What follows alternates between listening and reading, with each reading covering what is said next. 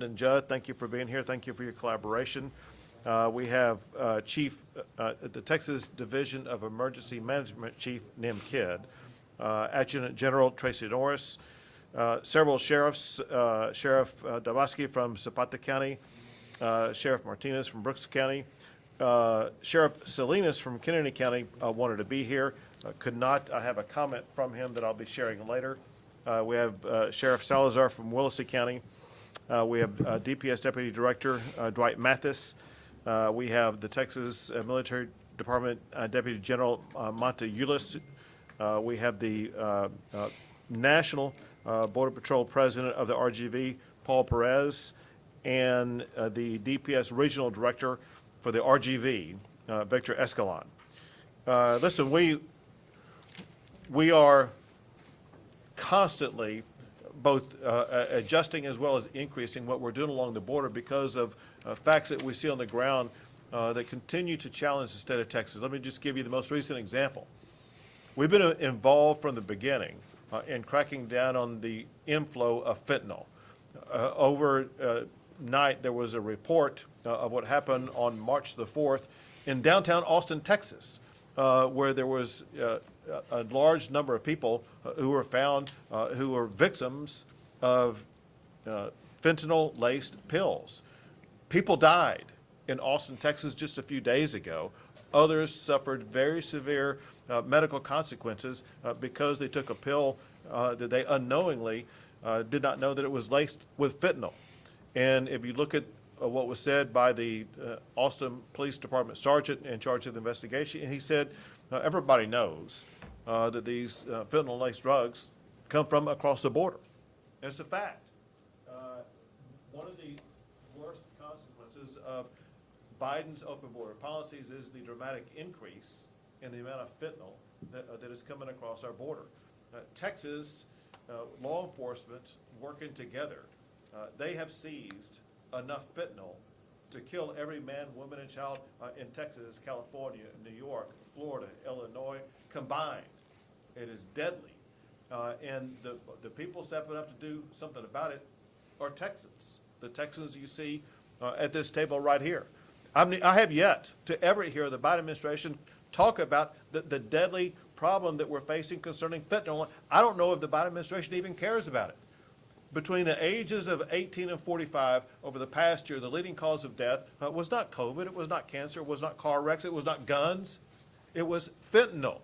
This is a national-based issue that the President of the United States is doing nothing about. We have to count on but the state and local law enforcement, we see at this table, to step up and do something about the deadly consequences of fentanyl.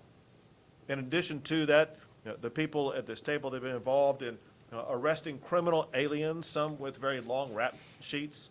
They've been seizing an increasing number of illegal weapons as well as currency.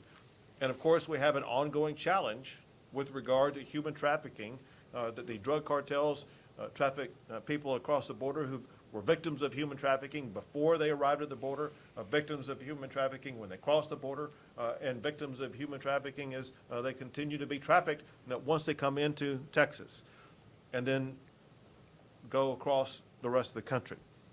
Well, Biden's open border policies have led to also a shocking increase in deaths. I talked about fentanyl. In Texas alone, there have been, over the past year, more than 1,300 deaths associated with fentanyl. And residents, ranchers, are lodging increased complaints about migrants overrunning the property, destroying the property, and causing damages on the property. And who can forget the horrific story about a mother and her daughter driving in a vehicle in Mission, Texas, who were T-boned by human smugglers. And a human smuggler T-boned them and killed that mother and daughter. They should be alive today, and they probably would be alive today if the Biden administration was doing their job to secure the border. Because they're not, Texas is having to step up. Because of all these problems and the escalation of it under the Biden administration, and I got to put this in context. Remember, under the last year of the Trump administration, border crossings had led to a multi-decade low.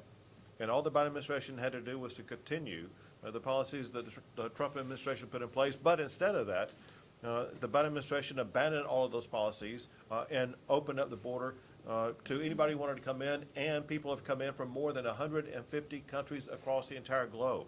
Interestingly, including even from Russia. People have been apprehended coming across the Texas border.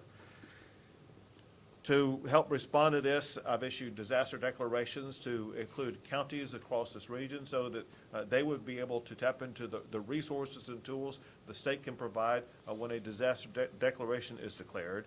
We deployed about 10,000 National Guard members working with a large number of Texas Department of Public Safety officers to better secure the border. And we even have support of National Guard or law enforcement from other states, including Arkansas, Florida, Iowa, Nebraska, Ohio, South Dakota, and Tennessee.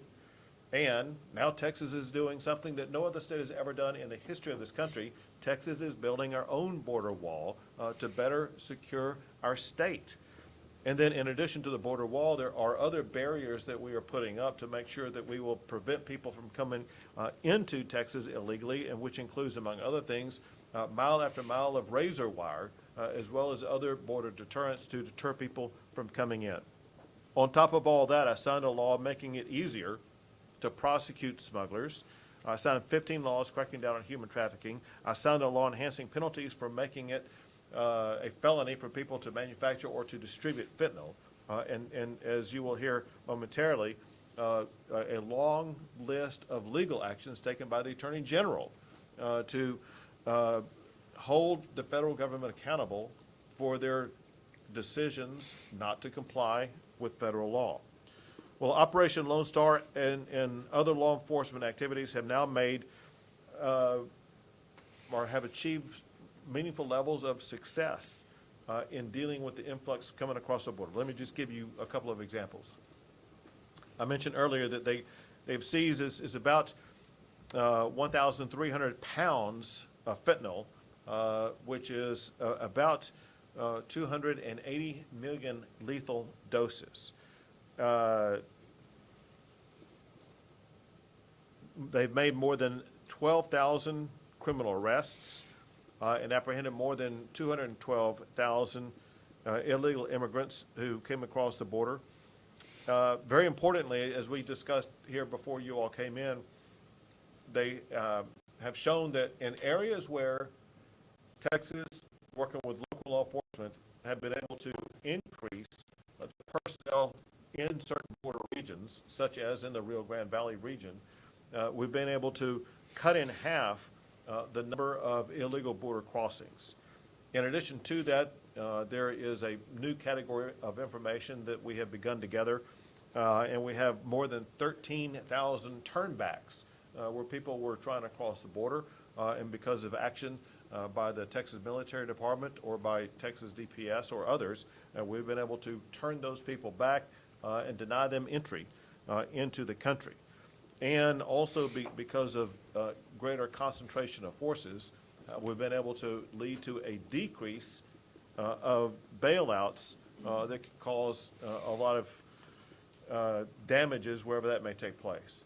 And let's go back in time to something that we were dealing with that we wanted to make sure was addressed very aggressively. Go back to the time period, I think it was in September, when we saw candidly a massive multi-thousand caravan of people who had a connection to Haiti gather under a bridge outside of Del Rio, Texas. And we needed to dramatically increase the personnel by the state of Texas, for one, to be able to confront that caravan of people and make sure that they stopped coming across the border into the state of Texas. But also at the very same time, there were multiple stories about additional caravans that were making their way through Mexico, targeting Texas as their location. One of the successes that we've been able to achieve is because of the massive addition of the number of personnel, especially the dramatic increase in the number of National Guard. We've been able to ensure that there has been no other caravan crossing our border since the time of all the Haitians gathered under the bridge in Del Rio, Texas. Our goal is to ensure that we do whatever is necessary to prevent any further caravans from crossing our border. Very importantly, without the efforts of what we have put in over the past year, there would be millions of deadly drugs on the streets in Texas. There would be thousands more human trafficking victims. There would be no resources to respond to the complaints and concerns by the ranchers and residents. Reports earlier is that the number of 911 calls have increased dramatically, and we've been able to help respond to those 911 calls and provide the relief that the families and ranchers and residents needed. And without the resources that we've provided, there would have been virtually no impediment to illegal border crossing. And people across this region have been helped. And it's impossible for me to have the time to share with you all the stories. Let me share with you just 3 stories.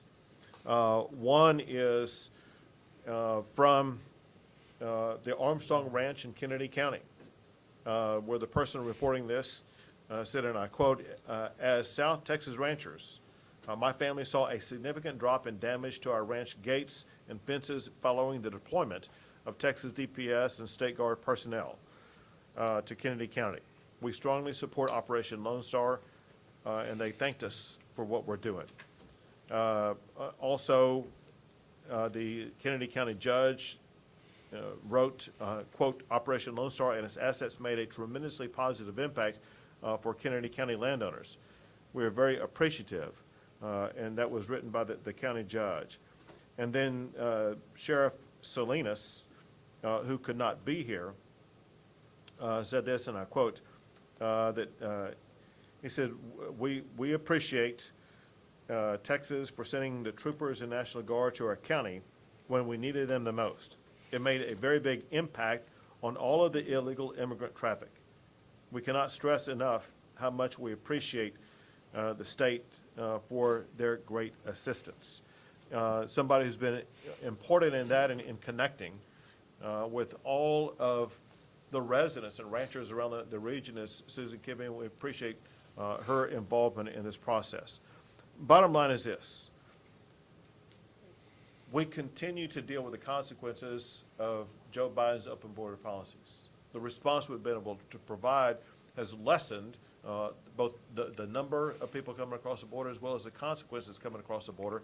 Our goal is to both increase what we're doing, but come up also with evolving superior strategies to reduce the influx of people coming across the state, whether it means building more wall or using other strategies that will turn back people from ever getting into our state and country to begin with.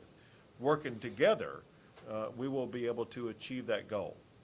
And now I'd like to turn things over to Texas Attorney General Ken Paxton. By the way, thank you again for everything that you're doing to represent the state against the Biden administration and represent the state for defending the actions that we're taking just simply to provide safety for the people of our state. Governor, thank you for inviting me, and thank you for initiating Operation Lone Star a year ago.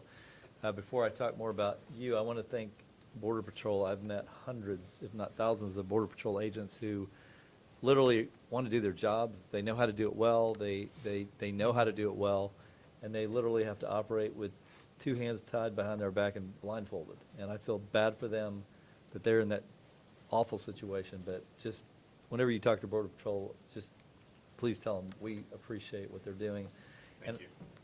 I also want to note that since President Trump left office, the governor has a very challenging job. He's got to manage a situation where the federal government is responsible for Border Patrol and for security, and they're not just not doing their job, they're affirmatively doing the opposite. And so to manage that is not an easy situation for any governor.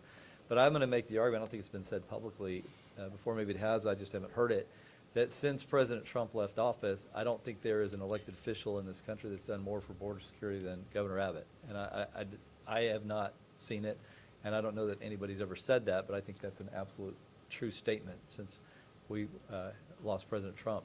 So as we look forward, I want to thank also the people that you've incorporated into this mission. Colonel Mccraw, your people are doing an amazing job with really no, I guess, precedent to deal with this, and General Norris, you too, with the National Guard, and General Eudes, thank you all for what you all have done, because I truly believe this is a mission worth doing, and I appreciate you putting this together.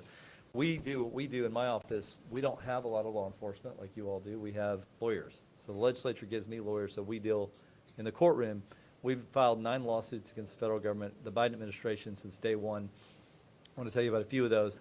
The first one was on day 3 of the Biden administration, when the Biden administration, when Joe Biden announced that on day 1 that he was no longer going to enforce deportations. And as Brandon can tell you, that's not federal law. That's in opposition to federal law. We had an injunction on day 6. I don't know that there's ever been an injunction against an administration that quickly, or a lawsuit that quickly. And we were able to stop them from stopping deportations. Since that time, we've had other lawsuits that are going forward. They're not as quick as deploying people on the border, but they are happening. The Remain in Mexico program, we've been in litigation since almost the beginning of the administration. And you all are familiar with that program, where basically if you come here claiming asylum, under federal law, you're supposed to either be detained or sent back to your country of origin, or back to Mexico. And since the Biden administration decided not to follow that law, we sued them. We've been successful at every level. And we actually are going to the U.S. Supreme Court the week of April 25th to argue our case, and they obviously have appealed it to the U.S. Supreme Court, to defend our borders and to defend Texas. So that's ongoing. And then finally, our last lawsuit that we filed was the Central American Minors Program. A lot of people don't know about this, but this was reinstituted from the Obama administration by the Biden administration. It's hard to believe this is actually a program. There's nothing in law that allows this to happen. But Governor, this program allows, if you claim asylum and you're from one of these Central American countries, Guatemala, El Salvador, or Honduras, you can have your family transported up here tax-free, and then they get sent around the country. And it's completely illegal. It's not authorized by law. And so we've sued them over that as well. So we have a continuing fight with the Biden administration, with the hope that as time goes on, we will force our president, who has betrayed the American people, who doesn't follow federal law, who doesn't follow the constitutional role of the president, to do what he's supposed to do under the Constitution, to do what he's supposed to do under federal law.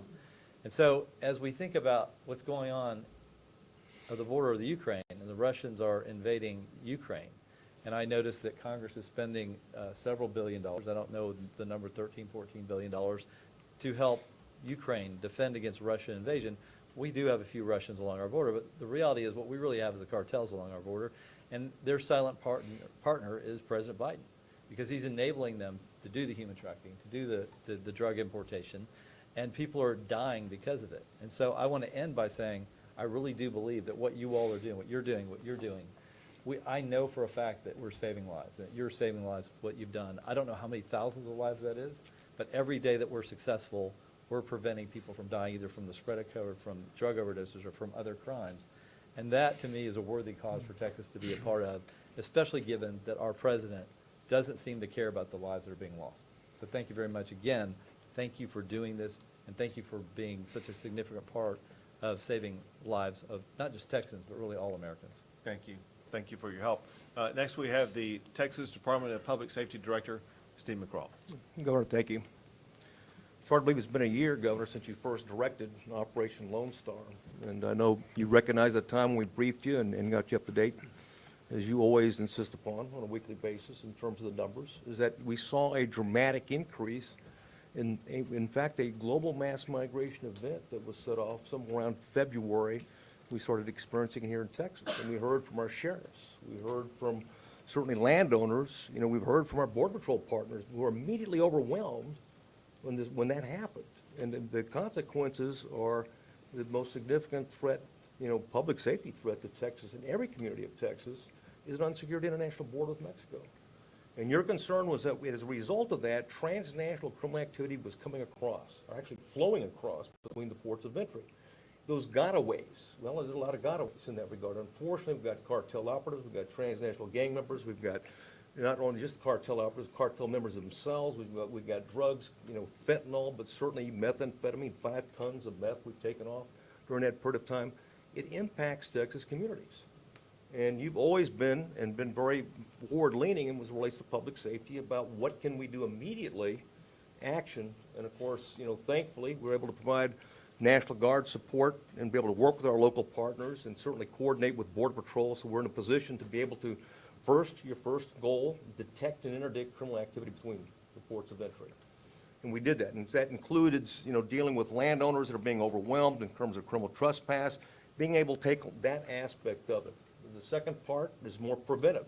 Blockade, you mentioned it. Whether it deals with Haitians underneath the Del Rio International Bridge, or if they're destined, to Eagle Pass. You made it very clear that whatever it takes, our job was to deter, not to welcome it, but deter it and protect communities from being overwhelmed. Third order of battle, was a prevent transnational criminal activity. Not just in terms of interdict it and wait for it to come here, but do everything we can to prevent it. And certainly in law enforcement, these law enforcement professionals here know that the absence of crime and disorder is the best measure of success. So that's been our goal from day one, to achieve that. You can't do it unless you actually secure parts of the Texas-Mexico border.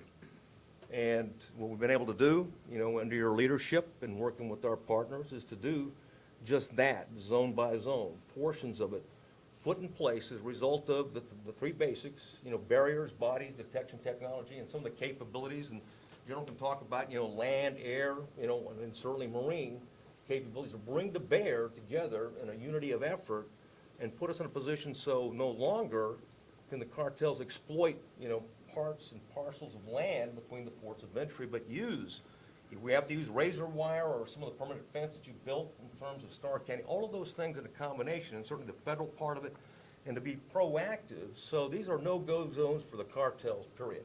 They can't operate in this particular area. And I'm proud to say, as a result of the teamwork and your leadership, we're in a position right now to say that we got 4 zones. Would you say 4 zones right now? Yes, sir. Director? 4, and we're working on 5. Now, we aligned ourselves with Border Patrol zones simply because they already have it. They've got sub-zones across the 5 Border Patrol sectors that we have in Texas. And we'll keep chipping away at it. That's 4, that's 5, that'll be at 103. Okay, so obviously no zones are created equal.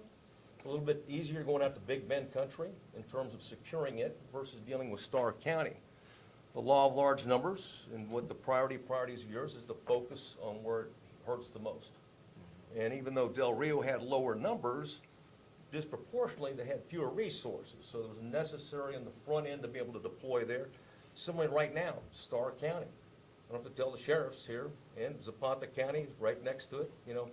They understand the Gulf Cartel, they understand the West Area Cartel in terms of its activities, and being able to be proactive in that area. So we've got nearly 5 down, and we've got, we'll do the math here, 98 to go, yes, something like that. Yes. General will help me there with that. So, and we're committed, and thankfully the resources you and the legislature provide put us in a position to be proactive. Because at the end of the day, what matters most is not what we catch as much as what we don't catch as a result of securing it once and for all. So thank you for your leadership, and I appreciate you, General, for leaning forward and dealing with our federal partners. Thank you. Next is the Chief of the Texas Division of Emergency Management, NIMKID. Thank you, Governor. Our agency continues the daily support of and coordination with the Office of the Attorney General, the Department of Public Safety, the Military Department, Texas Parks and Wildlife, the Commissions on Law Enforcement and Jail Standards, but also the Department of Criminal Justice, State Health Services, Office of Court Administration, the Border Prosecution Unit, and from my perspective, our most important, our local partners. We focus on the missions of putting safe and effective intake and detention facilities to make sure that they are staffed appropriately, fire and EMS protection there, as well as the rest of the technology that goes along with IT, phone, and video, so that they can be moved through the process. Governor, we continue to stand by to support any resource requests that are needed. Thank you very much. Next is the Adjutant General for the Texas Military Department, Texas National Guard, General Norris. Thank you, sir. Last year, Governor Abbott activated your Texas National Guard and State Guard supporting Operation Lone Star. In addition to working alongside DPS, and our personnel have been helping numerous state and local partners across the region. By the end of last summer, the scale of the disaster became very clear, leading us to a race to the border to prevent another migrant crisis as the nation witnessed under the Del Rio International Bridge with over 15,000 Haitians, a humanitarian crisis. We rapidly surged from 500 to more than 10,000 people on mission under the governor's disaster declaration in a matter of months due to the threat of additional migrant caravans projected to impact the state. Additionally, we surged in thousands of vehicles, heavy equipment, including those with advanced optics day and night, as well as weapons, ammunition, ballistic vests, and plates. I want to thank everyone serving on Operation Lone Star and those supporting our efforts to protect our own backyard and those that take care of our service members. This is a historic and unique mission for our force. Our success, as always, rests on the professionalism of our soldiers and airmen. They go home, they put their uniform on, and then they come back to serve their state and nation. We have the most experienced National Guard and State Guard in the history of Texas, as well as probably in the history of the nation. Like all members of armed forces, we're an all-volunteer force who can be activated at inconvenient times, but always in support of our fellow Texans and Americans. And I'm pleased to report our members continue to rise to that occasion. And I can't praise them enough and thank their families and their employers and ensure that we continue to protect our neighbors in need. Also, I'd like to say that you can keep up on our facts and successes by the press releases that we are keeping on our website. I will now turn it over to Brigadier General Eulis, our on-the-ground Operation Lone Star commander for our soldiers and airmen on the border, and he'll discuss our record of success. Well, good afternoon. Since the start of our mission supporting DPS, our interdiction efforts to confront criminal activity has grown significantly.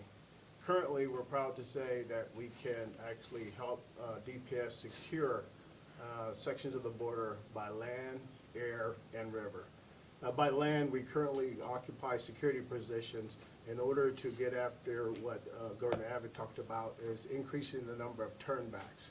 Those individuals that seek to do nefarious activity, we do not allow them to come into the state of Texas. Additionally, we conduct brush operations, which is actually search to find individuals who have made it into counties above the border. And then just recently, combined exercise here with the director, we were able to do our first boat exercise, which we will then put into place along the Rio Grande. Additionally, Texas National Guard continues to surge response exercise to be able to repel large caravans from Brownsville to Del Rio, which for us is a no-fail mission. Because of our service members' outstanding work, we've apprehended or assist with apprehension or turned over to Border Patrol or DPS 113,000 illegal migrants, but more importantly is the number that the governor talked about, which is the 13,000 turnbacks. That's critical in helping secure the border.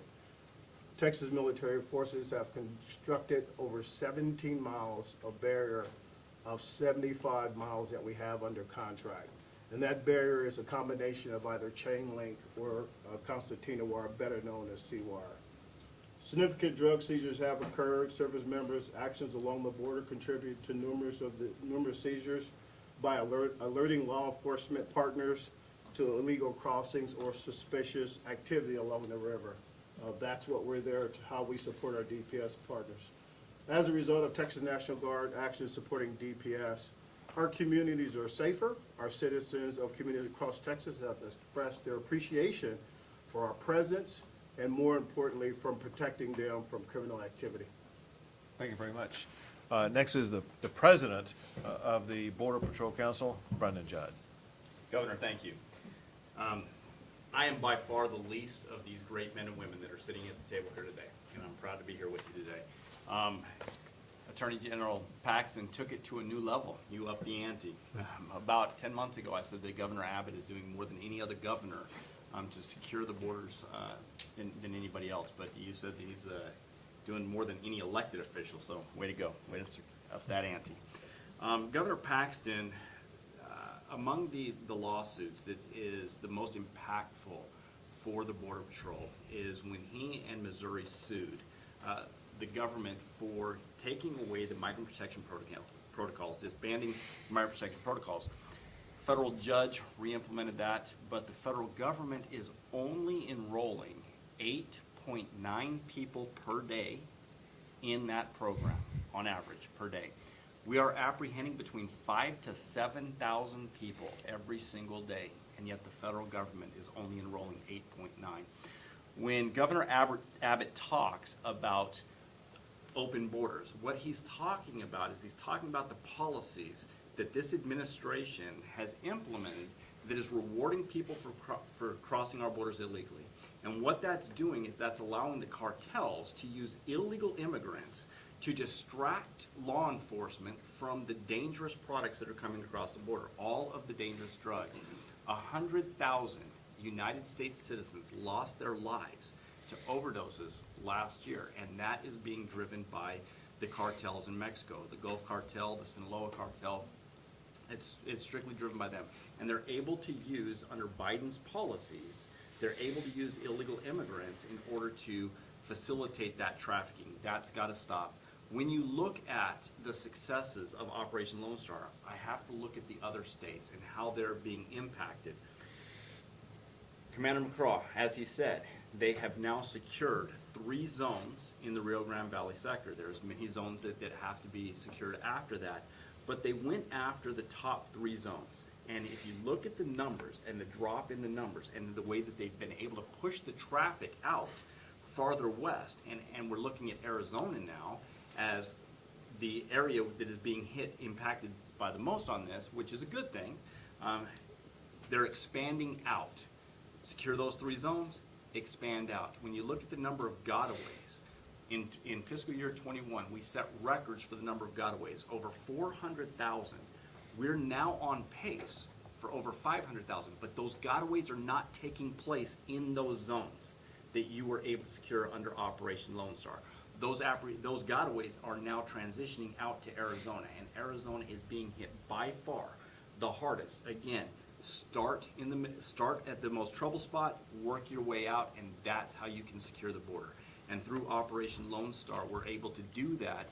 And if it wasn't for Texas National Guard, I can't tell you how appreciative I am to the guardsmen and women that are out there, that are the eyes for the Border Patrol. When the cartels distract and deplete resources, that takes resources out of the field, if it's not for the Texas National Guard, we would not be able to detect, and the gotaways would continue to surge. So they're doing a fantastic job. Operation Lone Star has clearly played a huge, significant role in securing the border in this area.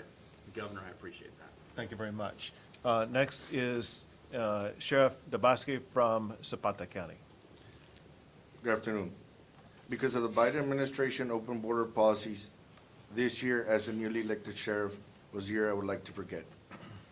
But an achievement to remember and a goal that I saw that Governor Abbott had. He united the Texas military, DPS, Texas Rangers, Border Patrol, and many border sheriffs in both state and federal law enforcement agencies to do one thing, to protect our U.S. and most importantly, to secure the safety and the security of our citizens. A year ago, Governor Abbott set out on a mission to counter and stop illegal smuggling and trafficking of humans, drugs such as fentanyl, meth, cocaine, and that's how Operation Lone Star was created by Governor Abbott. When our national leaders turned their backs on us, on the border counties, Governor Abbott stepped up to the plate and took charge of our national security and safety. And I thank you, Governor Abbott. Thank you very much. And I want to recognize someone who serves kind of as the human interlocutor between all the law enforcement as well as the average citizen out there who's suffering the consequences, and that is Susan Kibbe of the Texas Property Rights Association. Susan, thank you very much for your help. With all that, we'll be happy to take a few questions. Colonel Mccraw, are there plans for arrests in Kennedy and, well, in Brooks County, in Willacy County? Because we haven't seen arrests too much over there. Is that something that's going to be happening soon? Yes, for criminal trespass, absolutely. Okay.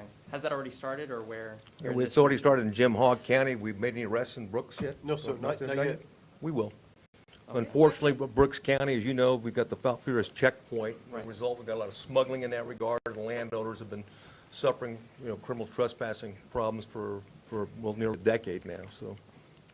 But, hold on a second, let me make one thing clear, and that is, they make arrests in all counties Yeah. every day for all different types of crimes. In addition to that, we are expanding the operation to multiple other counties where we're also making arrests for trespass. Governor, can you consider Operation Lone Star a success given the number of suicides that have occurred by National Guardsmen, as well as complaints of pay inequity or not being paid, not being allowed leave from their jobs?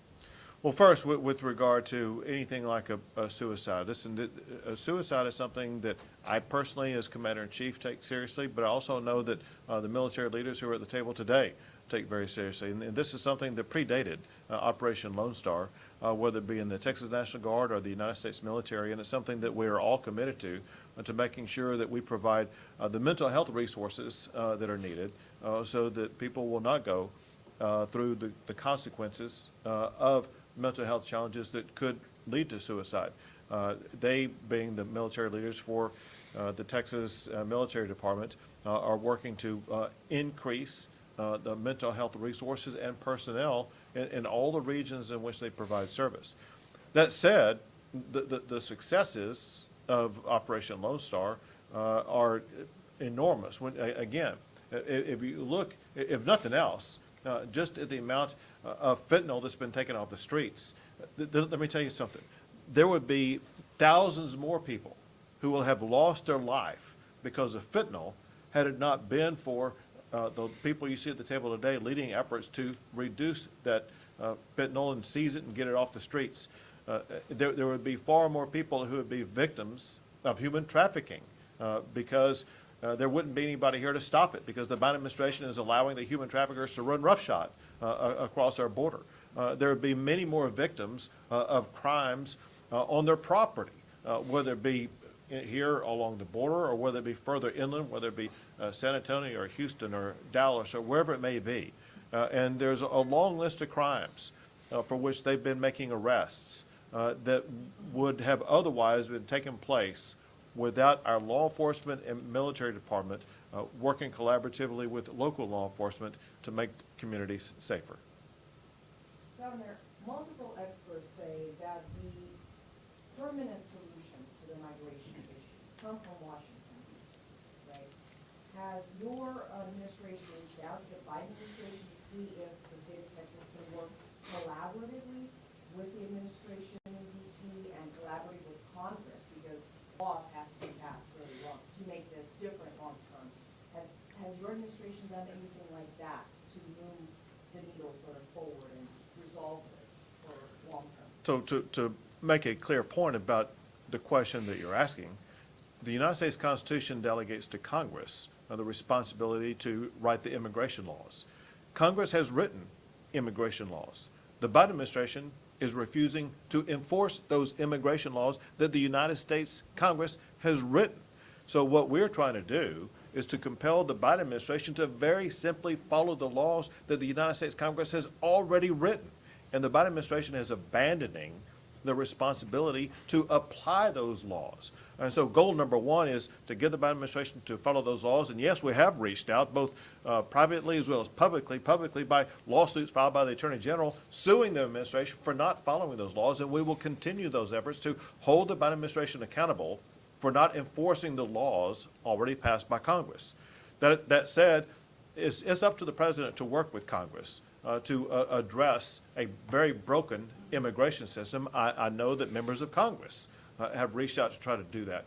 The Biden administration has been feckless in any attempt to do anything about that, seemingly because the Biden administration wants these open border policies. The reason why I can say that, if you go back and look exactly what President Biden said when he was candidate Biden for the presidency, he campaigned in favor of the open border policies that he's implemented in Texas as well as along the entire southern border. He told the American people he was going to implement these open border policies. Now the American people are seeing the consequences of these policies that he campaigned on, that he promised he would deliver. It's been a disaster for the Biden administration and for the people of Texas and America. Two more questions. Governor, may I Please, piggyback off that? go ahead. So Governor Abbott has reached out to the Biden administration, but there's been several other entities. I personally have spoken with the administration about what needs to be done to secure the border. When he made the decision that he was going to get rid of the migrant protection protocols without putting in place any other policy that would take that that would fill that gap in, he was told specifically that if you release people into the United States under what is dubbed the catch and release policy, if you release them, if you reward them, they're going to continue to come. So what he was told was, if you get rid of the migrant protection protocols, you have to hold people in custody here in the United States. He said it was inhumane to hold them in Mexico pending their deportation or asylum proceedings. So he was told that you have to hold them here in the United States. He refused to do that. Instead, he exercised prosecutorial discretion and released people into the United States, and that is what has drawn. So he knows what the solutions are. He knows exactly what he needs to do. He just refuses to do that because he's putting politics ahead of the American public. Thank you, Governor. Governor Abbott, do you say or think that Title 42 in general, is it working? Is it having any effect at all? So it was clear under the Trump administration, Title 42 was extremely effective. And I think it's wrong for the Biden administration to abandon Title 42 and no longer enforce it. Last question? No more? All right, thanks, guys. Thank you all. Thank you, everybody, for being here.